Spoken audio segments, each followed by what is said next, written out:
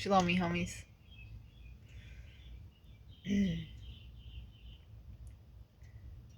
Today has been not a loss because every day is a gift, but I haven't been productive. And in our culture, if you're not productive, you know, you get guilted. And although I don't subscribe to that belief or live in that way anymore, I'm not driven by my ego's desire to prove myself. I still have like lingering feelings of, oh, I should be doing something. But when I feel that way, I make it a point to not let my self do something because I understand where that's coming from. You know, I listen to my body and I listen to my heart, and if I need rest, I take it. Although it is, admittedly, sometimes a challenge for me to do that because although I'm not these days pursuing money or like a career, I am getting up every day at 3 and I'm studying in the Word and the Bible. I'm writing, I'm praying, spending time in devotion. And that's my life has become one big spiritual practice because I've realized that it's all spiritual. Like everything that we're living out is like we're in the shadow realm of the spiritual world, and everything we see before us, everything we're interacting with and experiencing is a symptom of what's happening spiritually. Okay, and these two worlds are now merging so that we'll see it for the spiritual life that it is. Okay, the shadow will be dissolved by the light of God that is returning to this realm in full. Right? So I said all that, I guess, just to explain if I seem slow or tired. It's because I am. I didn't sleep well last night, and I woke up at 2 a.m. wide awake, and I had a song laid on my heart, and so I wrote the song. Wrote it on guitar and I sang it, and I took a walk in the woods. But then after that, I had to lay down. I've been laying down all day. But I also made a video about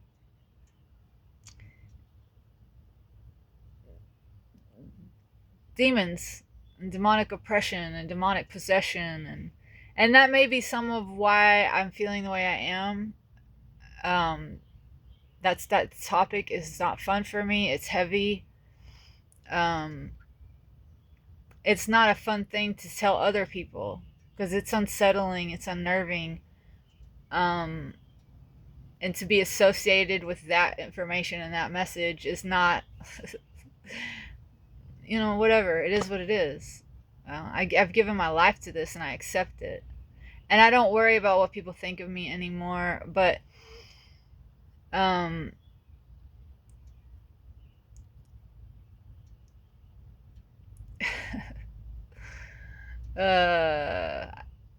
it's maybe this is why I woke up at 2 as well, because of that message, because of something that's in the air.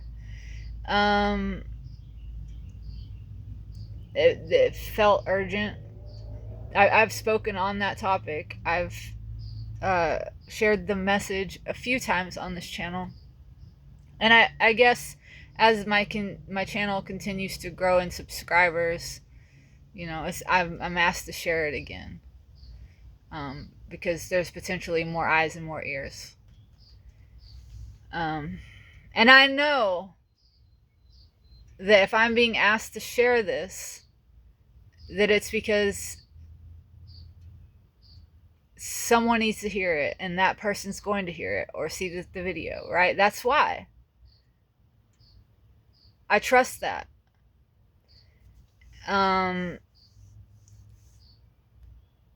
But I also wanted to say, so I should probably link in this video in the description area all of the videos that I've made that pertain to that subject matter and that's related. Because everything that I've experienced insofar as the demonic oppression, that sort of thing, spiritual warfare, it's not all talked about in that video. So I'll share those links here, but also I wanted to say a word about sleep paralysis, and because I mentioned that in the video about my experience with oppression and possession. Now, my entire childhood I was being attacked spiritually, very heavily. You know, we're all in a war, we're all spiritual beings, and how that plays out is different for all of us according to the family lines we were born into, our karma, our destiny. You know, we're all unique. We all play different roles. And so the role that I'm playing right now is a role that involves being born into a family that was dealing with a lot of darkness, and there was a lot of abuse. And as I have recovered from that and done my healing work and had my eyes opened and my ears open to be able to see the truth, it's been revealed to me that a lot of what I was experiencing as a child was indeed a manifestation of demonic entities attacking my family line, and me in particular as the scapegoat child in the family. And so I'm sharing this because this is another thing that I know is going to be happening to more and more and more people because of where we're at right now in this time in history. Like what's going on spiritually. People are more susceptible to attack. More people are going to start experiencing sleep paralysis, out of body experiences. Now I had sleep paralysis throughout my whole childhood, and it was terrifying. And I realized now, like, oh, okay, what was going on was I was leaving my body.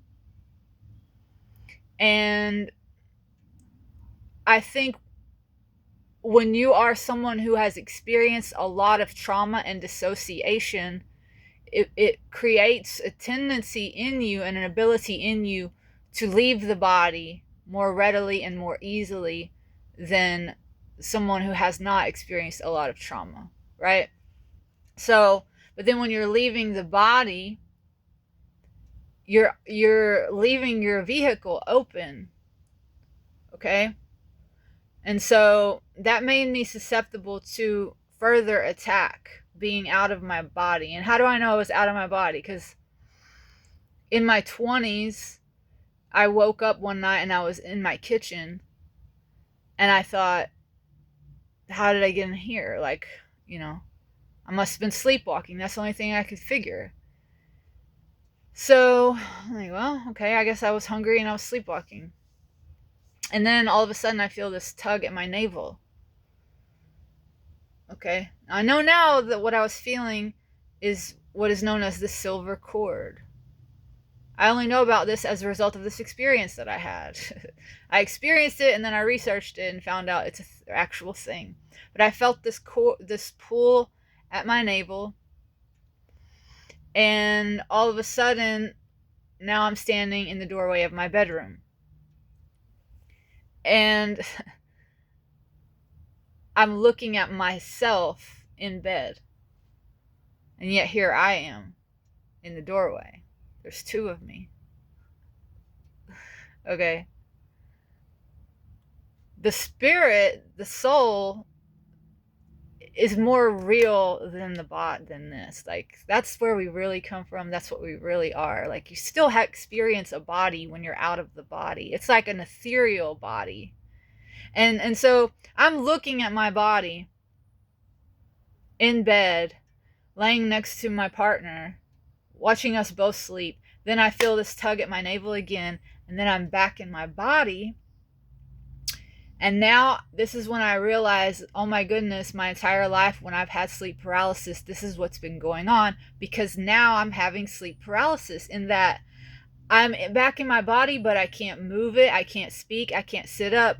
And what I'm experiencing is something similar to like you're putting a hand in a glove and you're trying to get the fingers lined up. It was like the reason I couldn't move my body, I couldn't move my arms, it's just because I wasn't like quite in the body correctly lined up right.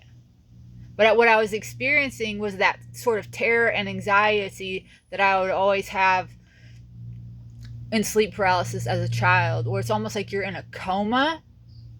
Like you're aware, you're conscious, but you can't communicate to the outside world. And like you're on the inside, you're screaming. Okay? So that's what was going on my entire childhood, and I now realize it was related to all of the trauma I had endured, which had caused me to dissociate and like depersonalize and leave my body in the waking state to some degree. So then when I would sleep, the same thing would happen. And I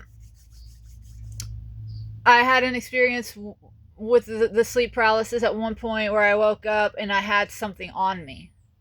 Like there was another spirit.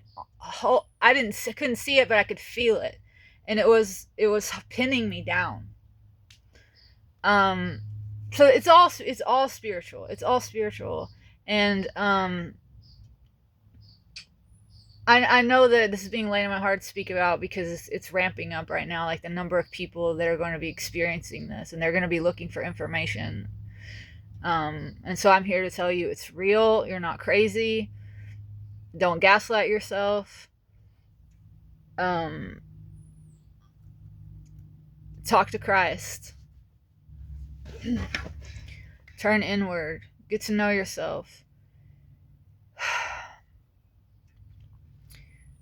I've also had an encounter with light beings. And this is all related. It's all related. And I think I think that I went through what I went through already with like battling this demonic entity and going through the dark night and surrendering and going through on the microcosm what I know is happening on the world on a large scale right now with many people. I think I went through all of that already because of all the trauma that I had. Like that was my life path. It made me porous in a way. It like opened up things in my spirit body that made me more susceptible to all that and more able to interact with it and see it and feel it and touch it, and you know. So this is my path, and I committed myself to doing this work and to being a mouthpiece when I'm asked to be a mouthpiece. So that's what I'm doing. Even though I know these messages, for many people when they hear it, it makes me sound crazy. People write me off because of it, and you know, I've accepted that. It's not the funnest thing ever to be judged or like ostracized, but you know, who wants to hang out with people who judge you like that anyways, right? So in many ways it's a gift. It is all a gift. But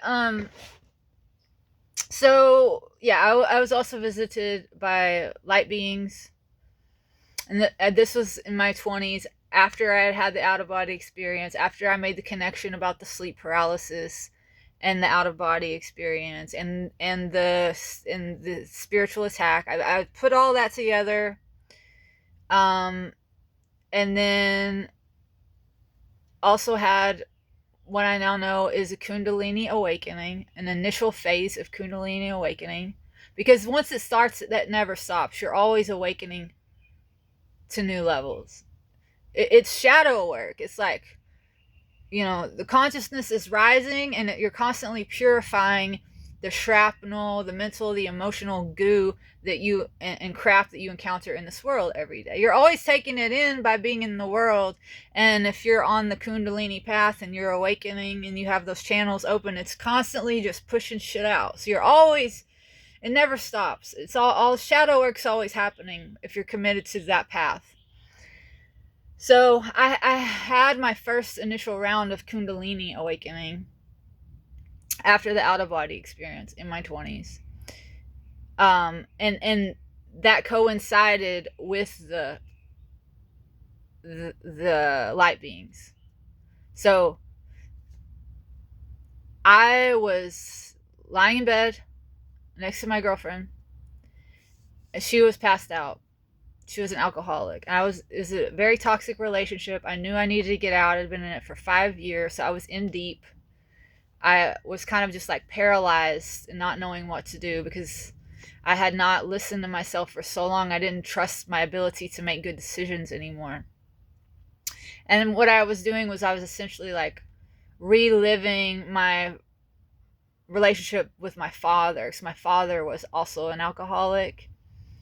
So I was doing that whole like codependent dance, like, you know, it felt good to be needed, and I thought I was going to save her, and just trying to work out my daddy issues with my partner, which is like what people do when they have issues with their parents. They usually pick partners that have those same issues, and we just repeat it until we get it right, until we learn the lesson. So I was doing that with her. She's passed out. I'm fed up.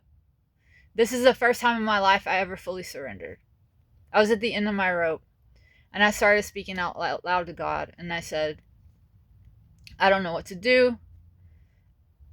I'm not getting out of this bed till I know what to do. You have to tell me what to do. You have to give me a sign. Like, I need to know. Please just tell me. Let me know what to do. And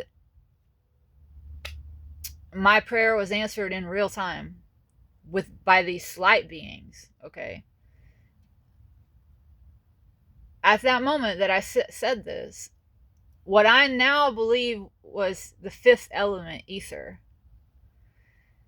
started coming out of my ceiling, like the corner of my ceiling in my bedroom. My bed was pressed up against the wall. My headboard was against the wall in the corner of the room. And right above me, out of the corner of the ceiling, starts coming this like fog or mist. Okay. I'm completely sober. I was completely sober. But just completely open and surrendered. And out of this fog comes these two lights, orbs. But they're not just lights, they're intelligent beings. Like, that was very obvious. I could feel they were loving beings. I was not scared. The air about them was peaceful, serene, loving, kind. Okay, I felt all of that.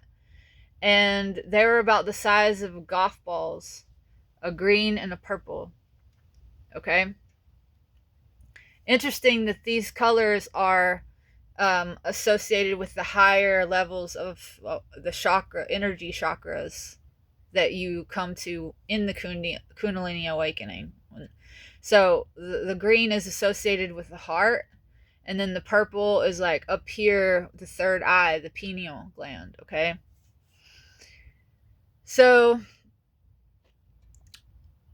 they're hovering up at the ceiling directly above me and my girlfriend who's passed out. And the purple one comes down. Now keep in mind, I'm just feeling this like peace and like realizing they're an answer to a prayer in real time. I'm just like in awe. Okay, now time has stopped. I'm not experiencing time. It's like I'm experiencing eternity. The purple one comes down, lands on my girlfriend's forehead, like alights on her forehead, then goes right back up. And as soon as it returns and meets up with the green one, I feel this sensation that I can only describe as liquid light running through the top of my head, all the way down my spine, just warm liquid light, luminescence. And I'm having a full body just orgasm. I am bliss, okay? And like I said, I'm experiencing no time. So it could have been a 5 minutes, it could have been a year. Like it's like that, you know? So it goes all the way down my spine, all the way back up.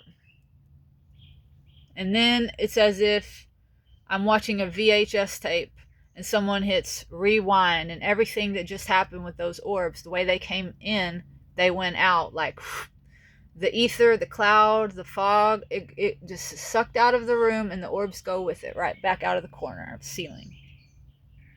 Now after that, my life is never the same insofar as how I saw the world. The connections I was able to make, the synchronicities I started experiencing. Until then, I had never heard the word synchronicity. Okay? This is how I got interested in Carl Jung, because I'm like, what's happening to me? I'm seeing all of these meaningful connections that aren't necessarily like cause and effect related, but they're related to my internal experience in a very profound way. Just constant synchronicities. And so I start studying, like looking into this phenomenon, find Carl Jung, find shadow work, Then I'm just like, realize what Kundalini is. This just accelerated me down the spiritual path. And this has been my life ever since.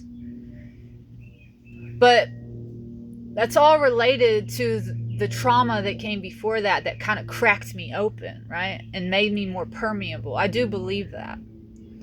And I think that's like shamans in indigenous cultures, like the medicine people, the shamans, are often people who have had some sort of profound trauma, or what we would call like a mental illness, that makes them more tapped into the spirit realm. So that's kind of like what I am, I'm a wounded healer type. Like, I worked in the healing arts industry, everything's got to be a commodity, because I was cracked open. And I've always had a gift of being able to feel people's energy, to share my own energy, to move energy with my hands. I worked as a body worker.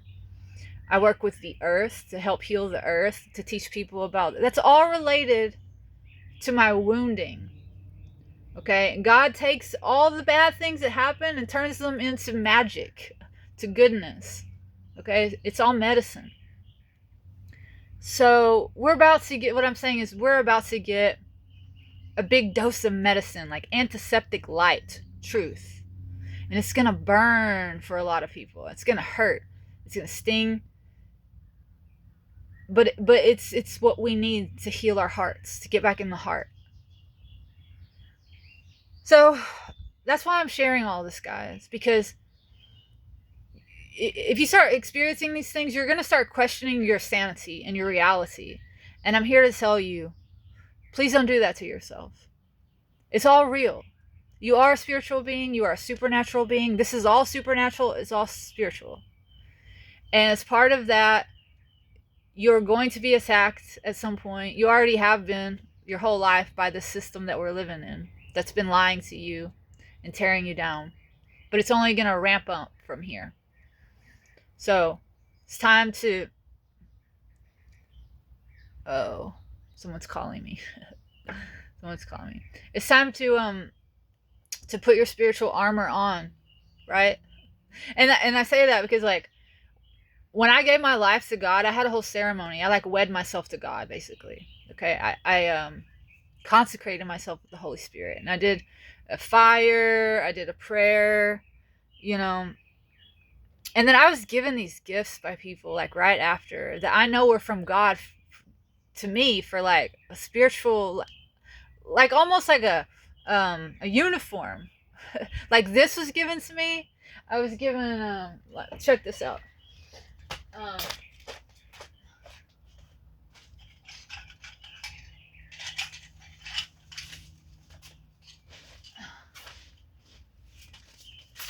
I have No, I don't worship these things. I don't think there are power in these things. But these are my things. These are like my things that God has given me, right? And look at this. Like this is like protection and armor for me. Now I realize God is the protector. I realize that. Okay, it's just a symbol. It's a reminder. It's like a grounding device. You know, um, you know, ever since I consecrated myself, I find feathers all the time, all the time, all the time, just everywhere. Beautiful feathers. That's symbolic of like awakening, the higher realms, heaven. You know, when feathers appear, angels are near.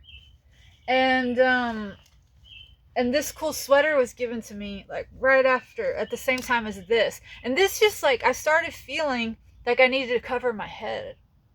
You know, I never felt that way before. But it feels like it's protecting my light, because guys, when you carry light, when you're walking in it, it makes you a target. And so I think it's related to that, because I have been attacked like nonstop since I consecrated myself. Nobody was like in the world. Now, the spirit realm has always been after me since I was a kid, like I said. Like hardcore, because of what my family was involved in, what they were doing. But I never had like human beings out in the real world just coming at me, attacking me. And I've been having that happen more and more and more since I consecrated myself. Like out of nowhere, people coming up and threatening me, like threatening bodily harm on me, calling me a demon. Like I've had people making veiled threats of murder on YouTube, like making videos of me. Like all of that started happening after I publicly declared that I am in God's army. You know? But so I was given the sweater too, that like, check this out. It has a totem pole on it with birds. Okay? The thunderbird and an owl. And the thunderbird is the like,